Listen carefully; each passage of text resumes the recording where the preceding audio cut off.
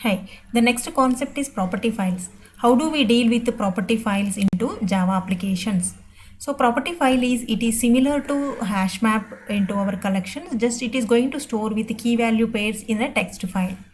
So basically for externalization purpose we use these properties files, and whenever we wanted to change our configuration properties related to the application, so instead of changing that code as part of the program, we write it in an external file called properties file.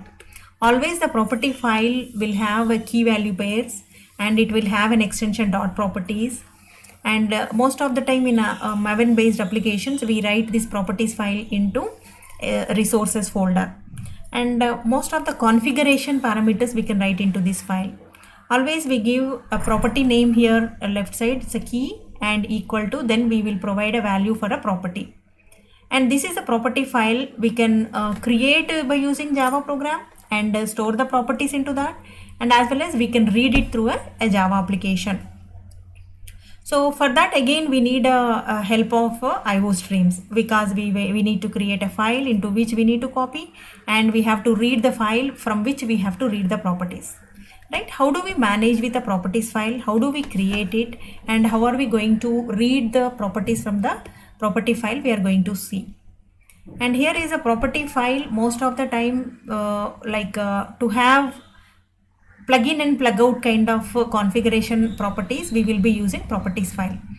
Because if we write a configuration properties like JDBC program, see, if you're working with a JDBC application, if you can provide with the database properties into your program, tomorrow if you wanted to go with another database, you need to replace, you need to change your code. Whenever you're doing the changes, you need to recompile your code. That is the dependency with your existing property configuration. If we do the same configuration by using dot properties file, so it is making your application free of your configurations. Tomorrow you wanted to change to the different database, it is easy to replace your dot properties file rather changing your code.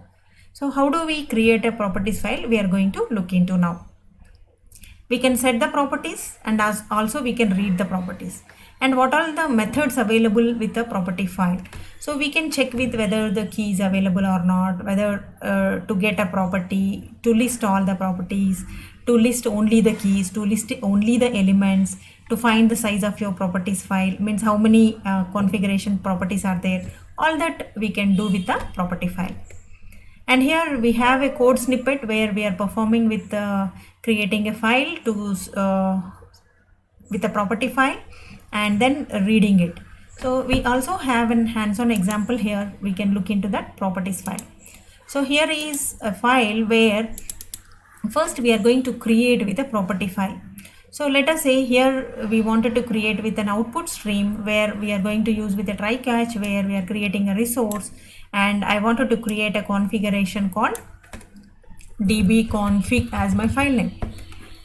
Okay, this is the path I wanted to create in the same current application, src properties folder, I wanted to create this. And then after, I just create a properties file which is available from your util. And then you can create a set of properties, maybe related to database, related to your socket, related to any other externalization feature. Once you create all the set of properties, you need to store it. And then finally, if you wanted to check with whether the property file is getting created or not at the console, just you are checking with the SOP that properties printing. And now this is the simple code what we have to create a properties file and store the properties with that property file. Right? Let us check with whether this property file is created with the name called dbconfig.properties or not. Let's move on to our workspace where I have the application src. There is a properties folder in which we created a new file called dbconfig. The properties what we have given is created over here. And now the same properties file we wanted to read through our application. How do we read it? So for creating we are using file output stream. For reading we need to use file input stream.